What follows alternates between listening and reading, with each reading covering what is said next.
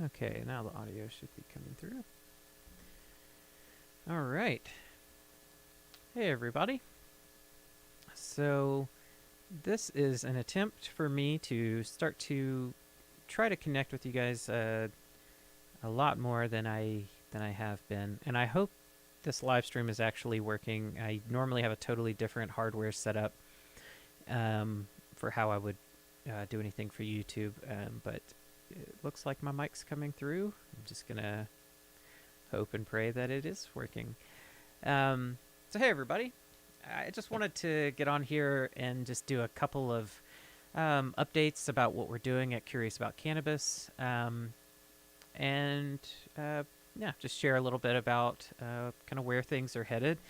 And to let you know that in general, I'm going to try to start doing live streams beyond. You may have seen previous live streams that I've done where I just play old podcast videos. So I'd gotten some requests to, sort of set up a 24-hour stream of podcast episodes. And I've done that a couple of times, but I don't have dedicated hardware to run that all the time.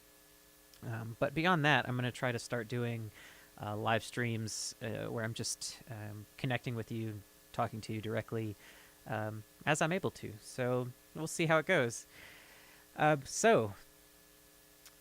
of all, I want to say that those of you that follow us on YouTube, if you don't already follow us on Instagram, I really recommend you connect with us on there because I do make live streams and posts on stories and stuff a little more frequently there. And I honestly share most of my news on Instagram because that's where a lot of the kind of cannabis industry is hanging out.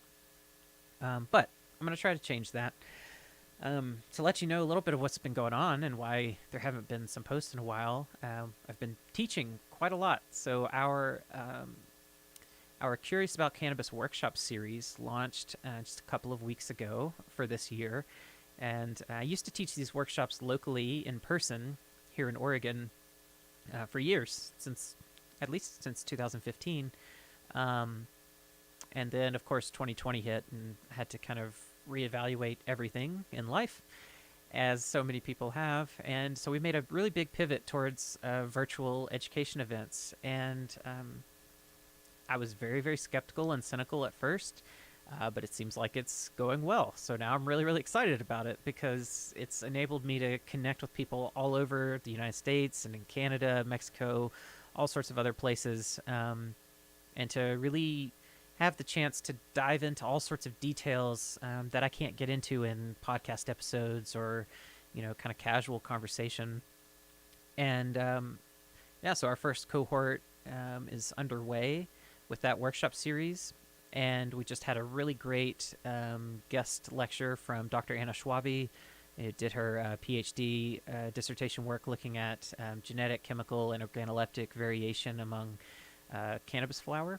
Super, super, super interesting stuff. And she was gracious enough to stay a little extra and talk with my students and myself and answer questions. Just really, really great experience. Next week, we've got Kyle Boyer coming in to talk about lab testing. Murphy Murray's going to be coming in to give us lab tours and talk about extraction. We've also got Dr. Arno Hazekamp, who's, is basically one of the first researchers to present this idea of a chemovar, or chemical variety. He's just published tons of research on cannabis since he started studying it professionally in 2001, I believe.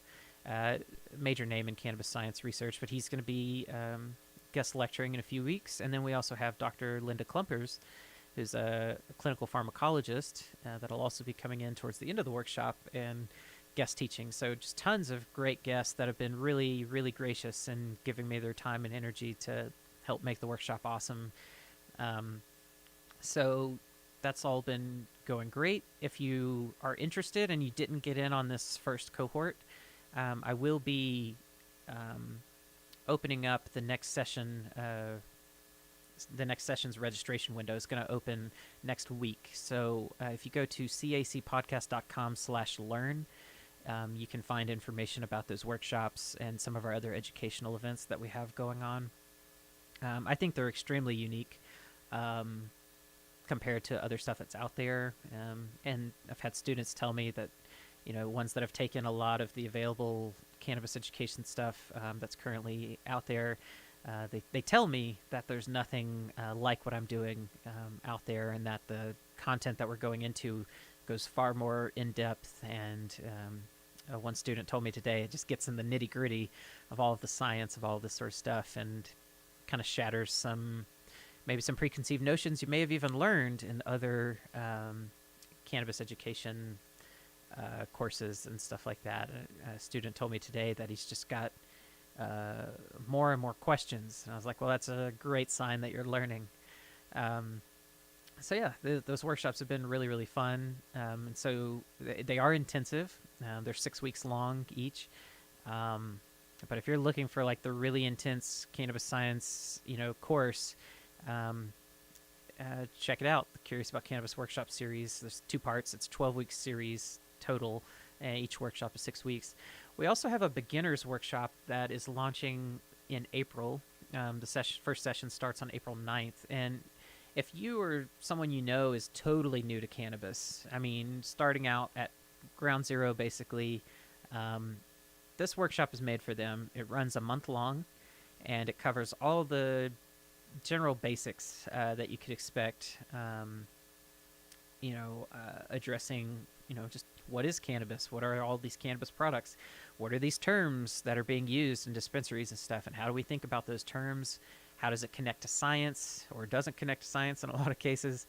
And how does cannabis and other sorts of cannabis products, in general, how do they affect the body? And are they safe? Those are some of the basic questions that we go through. It's only $100. Like I said, it runs a month. In general, the way I see it is, if it can save somebody from buying products that aren't actually in line with what they're looking for, then they will probably save quite a bit of money that would pay for the beginner's workshop many times over. So yeah, if you know anybody, or if you run a dispensary or anything like that, check this workshop out, and please send people there. I'm hoping to get the cohort built out by the first week of April, and we'll be off to the races. Some other things I wanted to talk about that we have going on that I am excited about. So if you're into the crypto world, then you've probably heard of NFTs.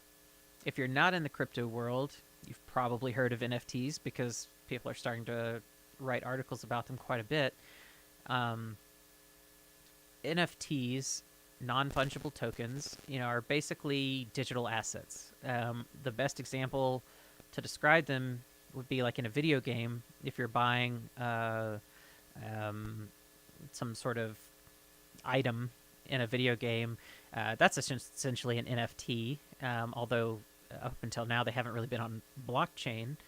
And if you're not familiar with what blockchain is, it's essentially just a really nice ledger that keeps track of the flow of information and digital goods. So cryptocurrency got really, really popular and operates on blockchain, but blockchain is a lot more than cryptocurrency, and NFTs are really highlighting that. And so some common examples of NFTs, there are like virtual trading cards, like MLB and NBA have both started producing digital trading cards as NFTs.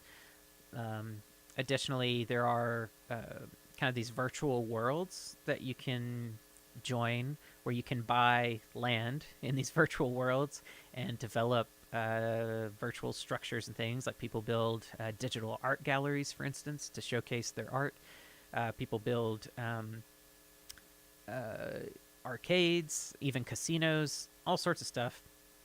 Decentraland is the probably most popular example of these kind of like metaverse systems, but they utilize NFTs in all sorts of ways. Like I mentioned, they have art galleries, and people post their digital art as NFTs in those systems. But also NFTs can be applied to things like contracts and intellectual property, and I'll be really excited when people start to understand the value in that, because NFTs are huge for content creators and artists, but they're also going to be really huge for all business. I mean, the audit trail aspect of blockchain is unparalleled. I mean, I don't know, it's just something that if you read enough about it, it'll click why blockchain is not going away, and how more and more we're going to see more things get on the blockchain.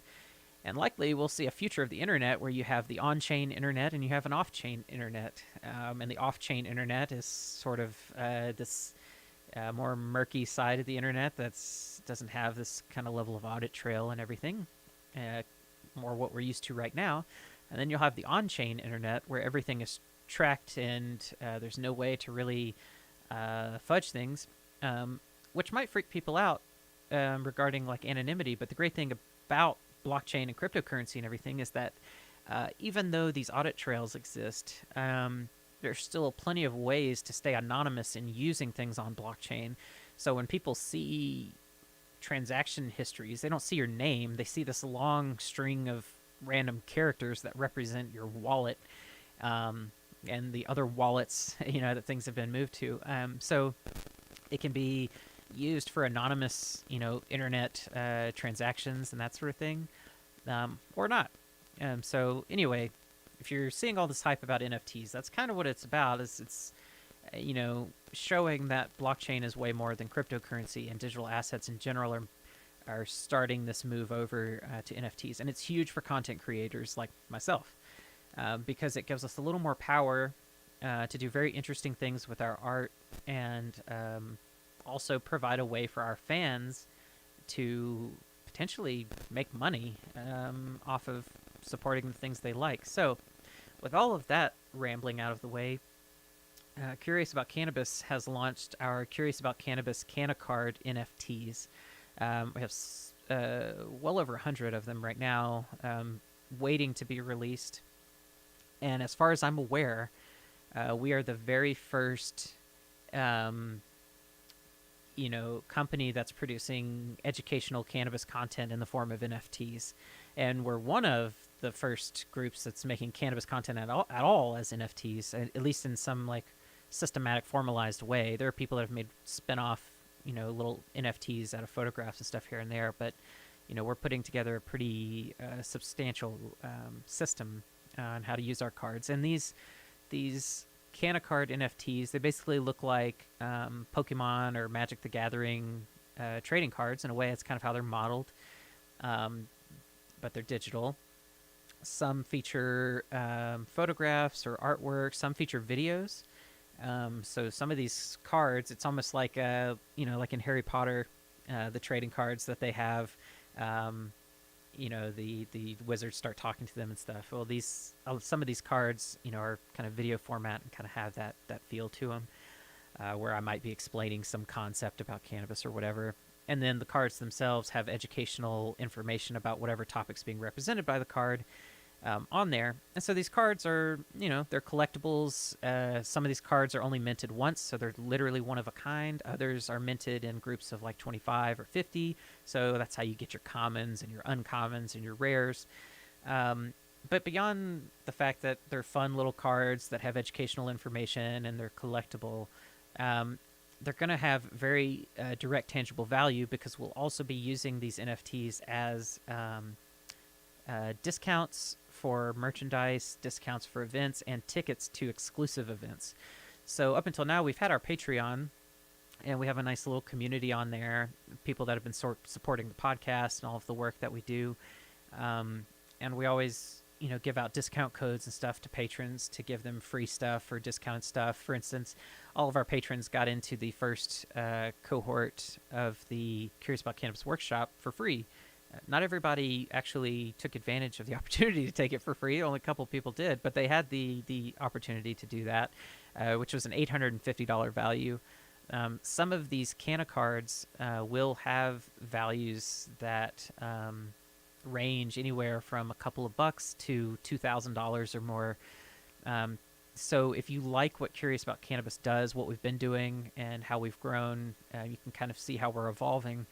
Then these cards could potentially bring quite a bit of value to you. If you're wanting to take a lot of our workshops, we also have a ton of self-paced courses that are going to be launching next month, that are, in general, it's trying to give people as many ways to learn about cannabis as possible.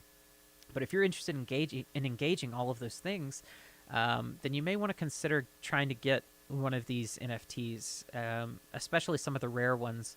And you won't necessarily have to buy them. We will have opportunities like giveaways. Plus, there's a kind of a whole game associated with these Canna cards that I'm not going to go into completely yet because we're still rolling it all out and everything in due time. But essentially, there will be challenges that you can complete. Some are free, some not, but challenges that you can complete that will give you the rights to claim certain NFTs with higher values. So for instance, if you're wanting to take a workshop, you don't have $850 to spend on getting into the month and a half workshop. Well, another approach you could take is trying to complete one of these challenges that may give you access to one of the rare Canna cards that you can use to get into a workshop for free, that kind of thing. And so, you may spend however much to get through the challenge. Like, for instance, one of the challenges will be, taking a self-paced course on the learning platform, which in general would be like $15 or something. You go do that. Well, you also get access to one of these NFTs, which then gives you access to other stuff. So in general, it's not going to be for everyone, but for those that are kind of into crypto and do like what Curious About Cannabis is doing, and you want to see more of what we're capable of, next we're kind of taking things in baby steps as we kind of organically grow here. But if you're, really, really interested in these workshops and everything, keep an eye out for announcements about the NFTs and what we're going to be doing with those. If you want to learn more and kind of see some of these NFTs, you can go to OpenSea.io. So that's OPENSEA.io. And that's the marketplace where we'll initially be launching these. And if you search for Canna cards or Curious About Cannabis Canna cards, because there's a couple of people that have tried to do some spin-off kind of Canna card stuff, but as far as I'm aware, we're the first, and we certainly have the most NFTs that are called Canna cards. But you may come across one or two others that use that name. But if you search for Curious About Cannabis, you'll find us, and you can see some of the cards that we've put together, and kind of get a feel for those. You should see the one with the video embedded in it. There's also a couple of signed cards that have my signature on them. All sorts of stuff on there. And we're going to be collaborating with artists and photographers and stuff in the cannabis space to highlight other people's work. And in general, going through this process, we've learned a lot. So we're also going to be helping cannabis companies get their own NFTs made. So if that's something you're interested in, if you're an artist in the space, or if this is all interesting to you and you want to dabble in it, that's something that you can reach out to us about. And, depending on the situation, I might be able to give you a little assistance there, or we can collaborate and get your art on a Canna card. And the goal with that is that we'd be splitting any revenue that comes from the cards. So it's not like you'll be giving me your art and then just being thrown to the wayside. Anyone that we collaborate with on these projects, we plan on trying to split things pretty much right down the middle in most cases. So if you're not wanting to take on the infrastructure of NFTs and you've got cannabis-related art and that sort of thing that might be useful, reach out and we'll see, what makes sense to do. With that, another thing I wanted to announce is that, like I said at the beginning, in general, I'm going to try to do more live streams. They'll be very casual, kind of like this. I don't even have my green screen, my chroma key stuff running, so you just see my green screen behind me. These live streams will probably take place usually right after I'm done teaching, and so I usually have a lot on my mind then. But, so be on the lookout for these live streams. One thing I would like to talk about right now is delta-8 THC.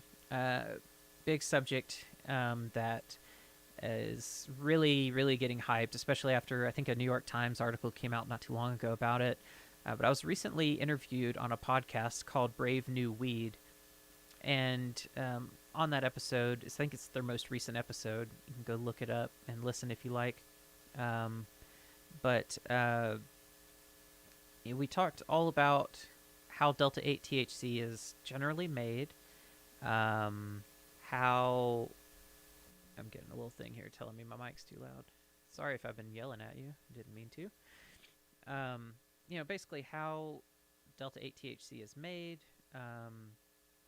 how what we see in labs when we're testing these products, um, what sort of safety issues might be involved, what consumers need to know before they consume them, and some of the main takeaways. So once again, go look up Brave New Weed and listen to the whole conversation.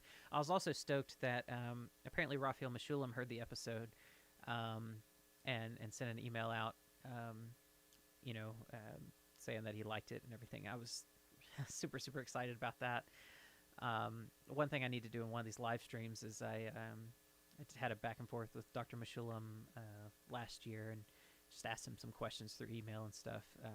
I'd like to interview him on the podcast at some point, but he's not always in great health, and so it's that can be challenging. But at some point, I need to read his responses to some of my questions. I think that might be fun. But in that episode, some of the takeaways, and I'll just take a couple of minutes here, and then I'm going to jump off. But delta-8 THC, molecularly, exactly the same as delta-9 THC, except that a double bond is located in a slightly different place within one of the rings of the molecule. Other than that, it's exactly the same. Same chemical formula, same 2D structure. Just like I said, there's a double bond in a different place.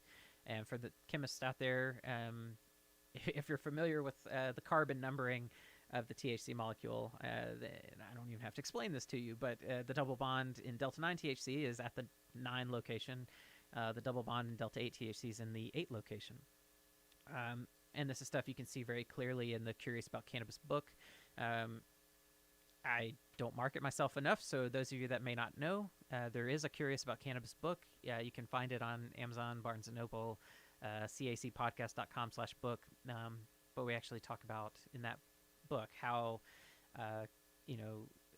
how chemicals are numbered, where the delta-9 comes from, how delta-9 compares to delta-8, et cetera, et cetera. But delta-8 is basically the same as delta-9 with the exception of that location of a double bond in the molecule. But that small change results in fairly big differences in how the chemicals affect the body. Delta-8 seems to have similar receptor targets as delta-9 with weaker affinity, which kind of fits what people commonly talk about with delta-8, that it's not as potent as delta-9 in terms of intoxication potential and that sort of thing. And there's been a fair amount of research on how delta-8 could be used therapeutically, because it was looked at for a while as being this possible alternative to delta-9 that wouldn't get people as high, but, they could still get a lot of the potential therapeutic benefit, like anti-nausea effects, possibly even anxiety-relieving effects, a lot of the same stuff that has been known about THC. So that sounds great, right? You've got a molecule where you're getting a lot of the benefit of delta-9 THC, but you're not getting as high, and it's available in the hemp market. So what's not to love? Well, there are multiple problems. One, there's a legal issue, and we'll get to that in a second. But there's also a safety issue. A lot of people assume that delta-8 THC is extracted from cannabis. For the most part, no. That's not the case. Now, that's not to say that people are not extracting delta-8 THC. They certainly are, but let's put this into context. Most of the delta-8 THC products that are on the market are in the hemp market. Generally, I've tested, I don't know how many samples of cannabis I've tested in the lab, thousands upon thousands. Delta-8 THC, even in THC-rich cannabis cultivars, shows up in extremely trace concentrations, fractions of weight percents. When you start talking about CBD-dominant cannabis, it's orders of magnitude lower. And delta-8 THC in general is kind of an artifact of delta-9 THC because it's not enzymatically produced by the plant. It's the plant produces THCA that decarboxylates to THC, and then over time that double bond moves around in the molecule, and you've got a little bit of delta-8 THC in there. So in general, if you wanted to make a delta-8 THC product just from extraction and refinement, you're talking about having to process absurd amounts of biomass, of hemp biomass, that would just cost probably millions of dollars in between the extraction process and the refinement process and everything to get to where you've got some nice bulk delta-8 THC. And clearly, based on the pricing of delta-8 THC products, people are not spending that much money to make it. Excuse me. So what's going on? Well, the way that most delta-8 THC is produced is primarily from CBD. CBD is isolated out of hemp. That CBD is put into acidic conditions, usually with acetic acid or sulfuric acid, and it's kind of left in a sort of broth like that for a while, and CBD will change into delta-9 THC, and then eventually that delta-9 THC will change into delta-8 THC. And, you generally, through testing and other things, you kind of follow that trajectory and stop the process once you've got quite a lot of delta-8 THC in there, and then often that product then gets solvent purged out. They'll then distill it and refine it into these delta-8 THC distillates.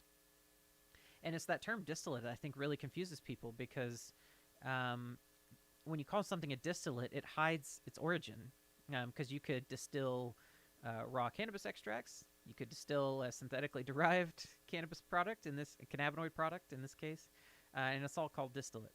And I think that's kind of what's delayed people cluing in on the fact that most delta-8 THC on the market is synthetically derived. If you don't want to call it synthetic, it's at least semi-synthetic. I mean, they're taking one chemical and making another chemical. And the problem with that is that you get, the chemical synthesis process is not perfect. And so you get unintended byproducts. And if you listen to the Curious About Cannabis podcast, I made a really silly kind of promotional thing for one of the episodes that was kind of like a game show. And it kind of poked fun at this problem that people were trying to pass off delta-8 THC as an extract. And then when they go and look under the hood, they see all of these weird peaks representing on sort of the analytical graph that would be called a chromatogram. They see all these quote-unquote mystery peaks that represent these chemical byproducts, THC isomers that we don't know what they are, exo-THC, delta-10 THC, whatever THC. Most of these things we don't have reference standards for. It's very hard to solidly identify. So not only is most delta-8 THC on the market being synthetically produced, but depending on the producer, it can be very impure. And depending on the analytical lab testing it, this may not be always obvious. Labs vary in quality quite a lot, depending on where you are and what regulations there are and stuff. And so I remember back in the day when I was doing cannabis testing in Oregon before there were any regulations whatsoever, there were labs we were competing against that were lumping together delta-9, delta-8, CBN, anything that was related to THC. They'd lump it all together and just call it THC. Same sort of thing happens with delta-8 THC depending on the lab. Sometimes they'll take all of these mystery peaks and just add them all up and say, yeah, that's pretty much delta-8 THC. So unless you're actually looking at the raw chromatogram that the lab produces, sometimes even the producer may not know how impure their products are. So just to summarize, delta-8 THC, it's mostly synthetic. There's a chemical byproduct problem. We don't know what these chemicals are exactly that are kind of hitching a ride. And those byproducts can range from 2 or 3 to 5% of the final product to as much as 10, 15, 20, 30%. I've seen delta-8 distillates that were really only about 30% pure with huge isomer peaks. I didn't know what they were. And You also have the fact that some producers are manipulating test results. I mean, if you have a PDF editor, you can go through and change what a PDF says. And in the hemp market, that where the testing world is in some places kind of still the wild wild west, that can be more or less easier to do. So there's several major problems, some of which are specific to delta-8 and some of which aren't. So you have all of that. Then you have the legal issue that I mentioned. So is delta-8 THC legal? Synthetic delta-8 THC is, as far as we can tell, not legal. And this is not legal advice. I'm not an attorney. I don't have legal training, blah, blah, blah, disclaimers. But the DEA has clarified that synthetically derived tetrahydrocannabinols, meaning delta-9 THC and all of its isomers, the THC class of compounds, of which there are at least 30 or more that we know of, all of those are controlled, thus illegal in a very big way. The pushback from the hemp industry is folks say, well, but delta-8 THC is naturally occurring in hemp. It is a natural phytocannabinoid. And yes, that is true. But these products are not hemp derived. They're derived from CBD, which is derived from hemp, but that is not the same. And there's a big difference between producing an herbal extract and producing a synthetic chemical. Regardless of whether that chemical occurs in nature or not, if you have synthesized it, it is a synthetic chemical, and there are certain safety, purity issues that come along with that I've already highlighted. So that's why this is kind of a no-brainer from the Fed's perspective in the United States. Of course it's illegal. Is there much enforcement on this? No. Are people taking advantage of this kind of lag of enforcement? Hell yes, they are. To the degree that there are companies that are spraying delta-8 THC on hemp flower to produce smokable flower that will get people high. This is such a short-term vision. I don't understand. I do understand, because it's human nature. There are always going to be those people out there that are going to do stupid things. All I will say, sort of my mantra lately on some of this, because I do a lot of consulting around cannabis quality and compliance. And what I will say is that a lack of enforcement is not evidence of a lack of violation. So just because the DEA hasn't come after you, just because the FDA hasn't come after you, it doesn't mean that you're not doing something wrong, and it also doesn't mean that they're not going to come after you later and possibly even retroactively apply laws later. So you may think you got away with it 5 years from now, and they can still come down on you, because a lot of these delta-8 THC products are very public. A lot of these companies are very public about what they're doing, and trying to rely on the gray area for safety, I think that's incredibly stupid to do. I'm sorry if that offends you, but just coming out of... I don't like the laws around cannabis and cannabinoids as they are. I would love to see cannabis descheduled completely and just totally take care of this issue. But we're stuck with things the way they are for now. And right now, the way the Controlled Substances Act is set up,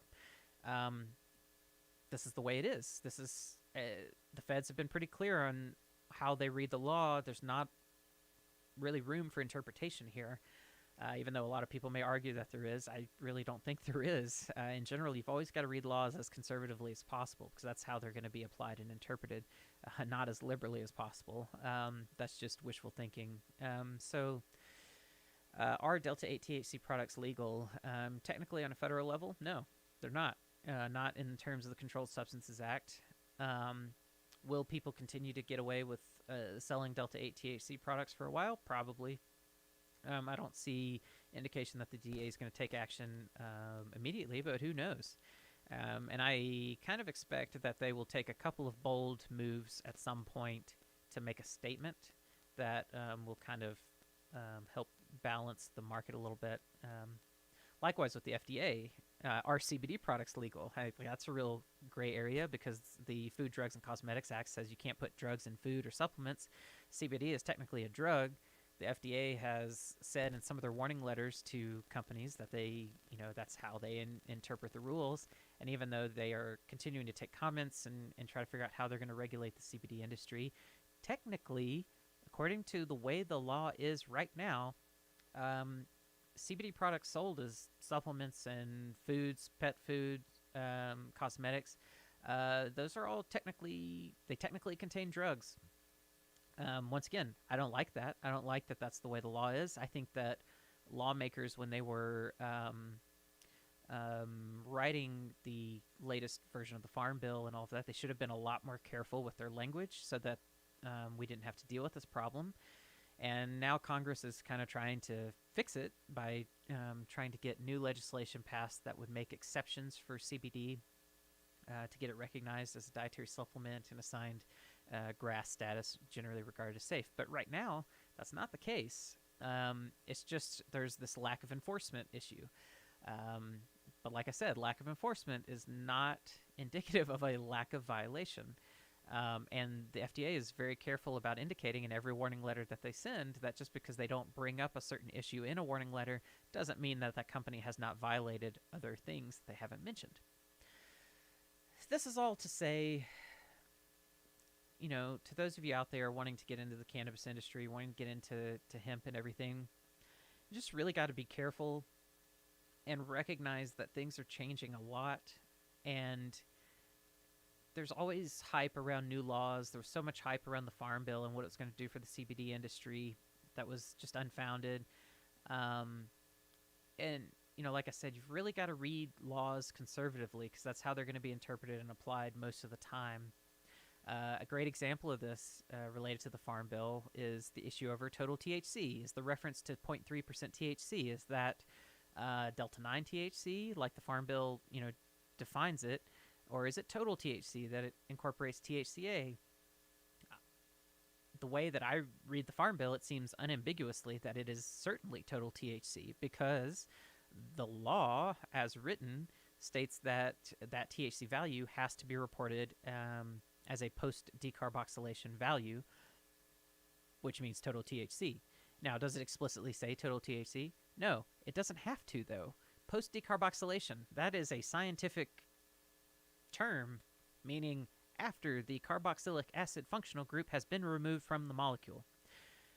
Okay, well, how do you calculate that? Like if you're doing liquid chromatography where you're actually seeing THCA and THC separately, the way you do it, it's just a scientific mathematical thing. Divide the molecular mass of THCA and THC. You end up with a correction factor. You find out, THC is 87.7% the weight of THCA.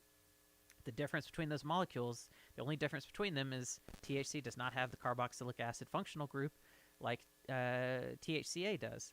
So you're just accounting for the loss of weight from basically that CO2 molecule popping off of THCA. I don't see this as controversial. I don't see this open to interpretation.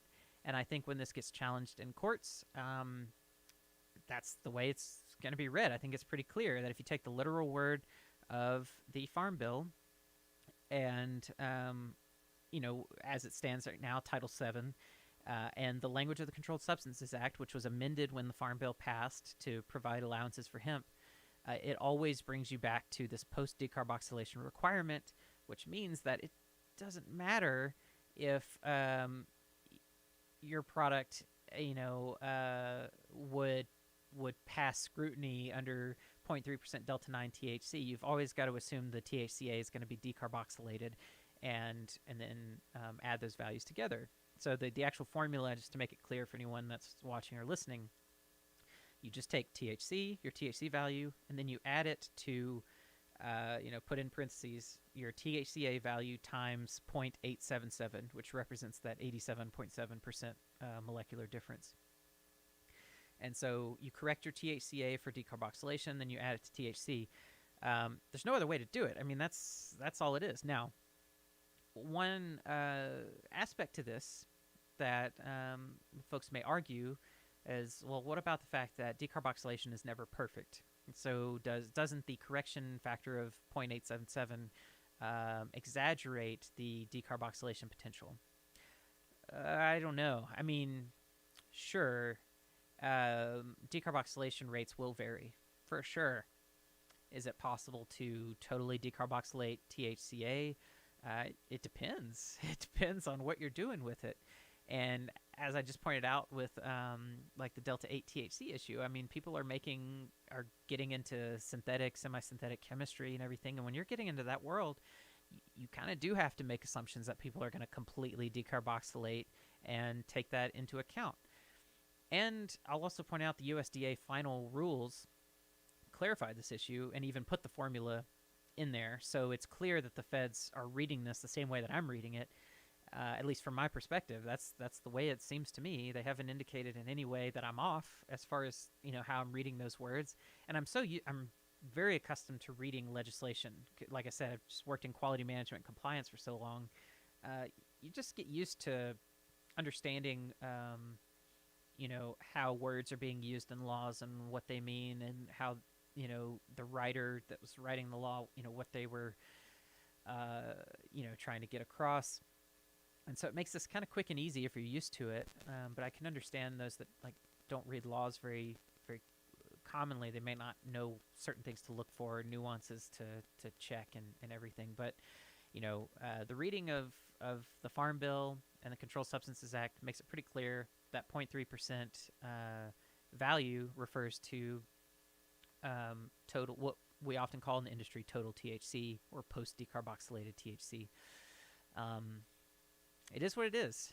I do think that when the Farm Bill is revised, I think that the definition of THC will be changed to represent all tetrahydrocannabinols, all THCs, all isomers. It'll close the delta-8 loophole.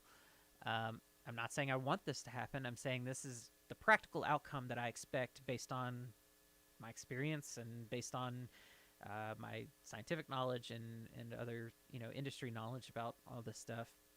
I don't really see it going a different direction, but we'll see. But I expect they will change the definition of THC to represent all tetrahydrocannabinols, and I think they will also bump up the 0.3% limit as a compromise with the industry. They'll probably say, okay, you want us to bump up the 0.3% limit? Fine, we'll do it. However, now more things count as THC.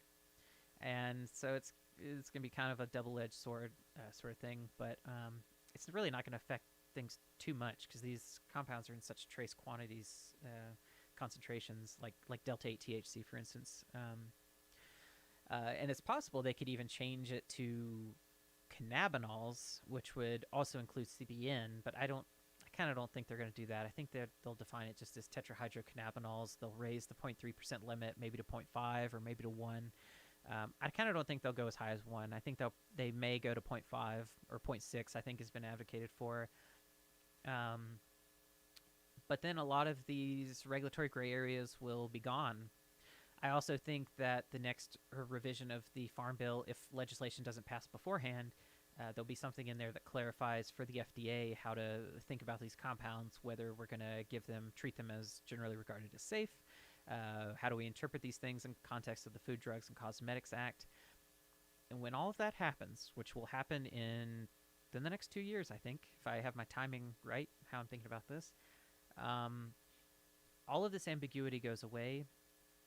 And then I think we will see a new era of enforcement by the DEA and the FDA throughout the hemp industry and all cannabis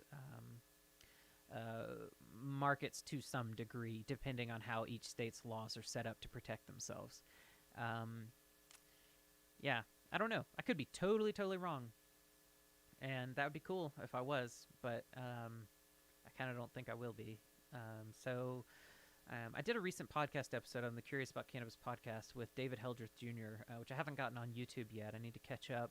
It takes longer to get things processed for YouTube. So that's just the way it is. But we talk all about these issues and kind of how to prepare for the future of cannabinoid markets in the United States particularly. And some of his companies have been working with the DEA and the FDA for quite a while to understand how they're interpreting things. And that conversation just told me that everything that I've been deciphering from all of this seems to be on point based on the messaging he's hearing from the DEA and the FDA.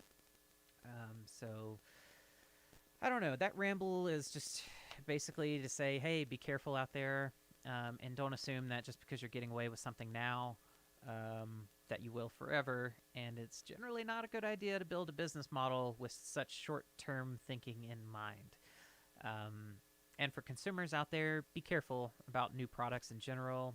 Um, yeah, something we talked about in the workshop, our live classroom session today in our workshop, was about contaminants and how, as time has gone on, cannabis flower is killing it in regulated markets as far as being very clean and everything. But when you get into extracts and concentrates and products made from extracts and concentrates, you just enter a different world, and the safety issue is just all over the place. Because when you think about safety of cannabis products, you're not just talking about cannabinoids and terpenes. You're talking about chemical byproducts. You're talking about additives, diluents, excipients, all sorts of different issues. Packaging hardware, are metals leaching into your extract out of your vape pen? I mean, there's just a lot that goes in there. So I don't know. This is a live stream ramble, so I just hope this has been helpful.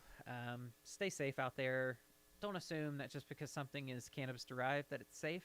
It might be, but we got to be careful and hold each other accountable and take care of each other. And that's, as a scientist and an educator, that's what I feel my role is here. I've spent the better part of this decade, the past decade of my life, studying cannabis products in the lab and getting experience in all sorts of areas of the industry. And, I sort of view it as my role now to try to pass on some of these insights, things I've learned, things, that I kind of see coming.